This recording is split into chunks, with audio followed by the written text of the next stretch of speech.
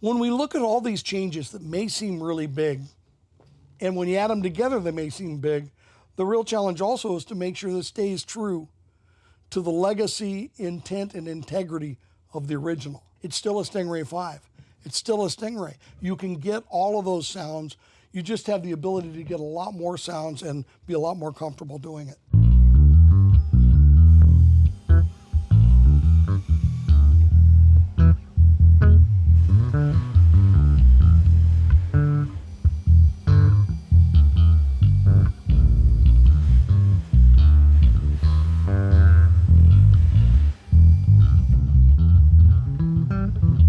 I was able to stay true to the fact that, and for many years we didn't advertise, where I said when you open the case, that's our advertisement.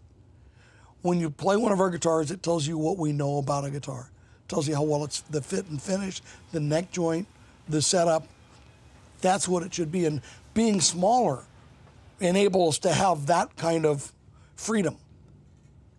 And bigger, you don't have that freedom.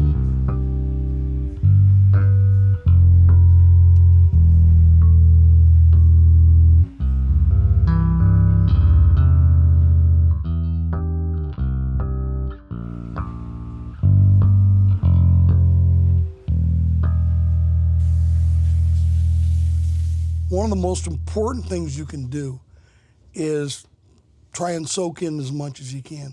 The more you put that barrier of we're the experts, we know we're doing that, just you're not going to move, you're not going to progress. So we listen to all the artists. I mean, it's really important. And I think that's probably why artists enjoy dealing with us, is that we actually listen probably more than we talk. You make these guitars, and you make them at a certain level, and you refine your techniques in production. You understand where automation is more important, where you understand the areas where you can't replace the luthier, the craftsman, and you figure out the perfect cocktail to make the instrument how you want and be able to make enough numbers to survive. So research and development, I believe per capita, per amount of employees here, we have more engineers than any other guitar company. And so you have all these things and you can save them for a new model, or you could say, you know what, let's take what we know. Let's take what we understand to be the current trends and stuff. Let's apply it to the StingRay. We weren't taking away its birthday. We were making it lighter. We were revoicing it. We were making it more versatile and making it more current. You do realize that you're taking Leo Fender's last most successful design and you're messing with it.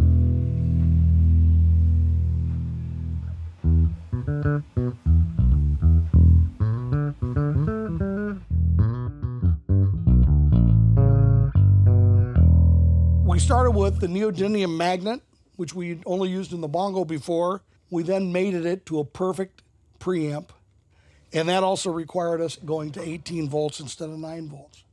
That 18 volts is to give you the amount of headroom you need to get the optimum performance out of the pickup and preamp. So then we started with the sound, then we went with the ergonomics, and that means taking weight out of the bass. And what we did was we start by using ethically harvested southern swamp ash that we actually weigh the blanks and make sure they're not too heavy. So we start with a very light ash blank.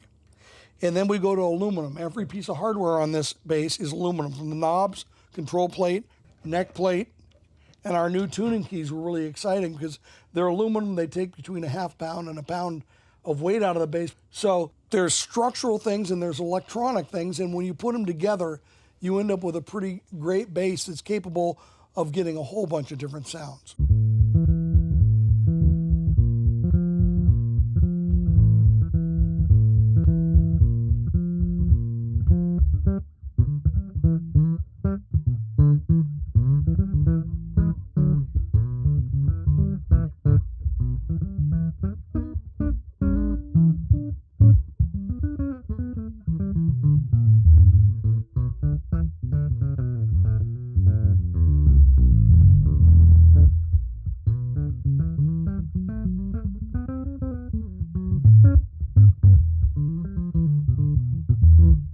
So this makes it really fun. This has two pickups in 5 positions. When you got the 5-way switch here, you go back here, it's just like a StingRay. Okay, it's the back bridge pickup. Then you go here and it's the outer coils. Okay, and it's in single coil mode, and you'll hear an airier sound and maybe a little more bell-like round wound string cutting the air. Then in the middle position, it's both pickups humbucking, okay? And it's really kind of a beefy, wide spectrum tone. Then you go up here and you do the 2 inner coils, which is really a tight sound, and you get that same benefit from the outer coils, but this is a little more focused. And then you go here and you got the neck pickup, which is just like a StingRay in a different position. So a little bigger, a little boomier. And again, the preamp's voiced to handle all of the 5 switches. And if you start flat and then make your subtle changes there, you'll be surprised how many different sounds you can get.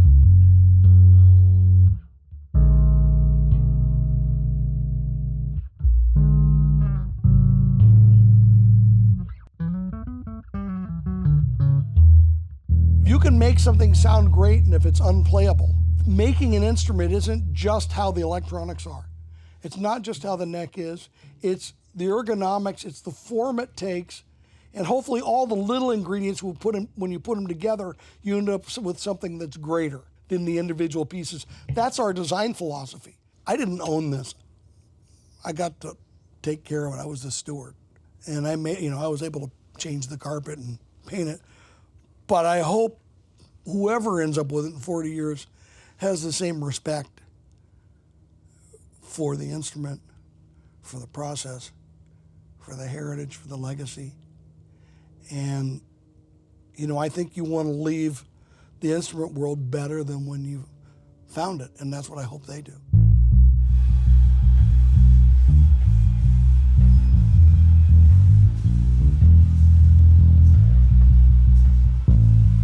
This passes. This is beautiful. And guess who this is going to? Guitar Center. All right, kids. That's it. You got me. I'm over. I'm done. I quit.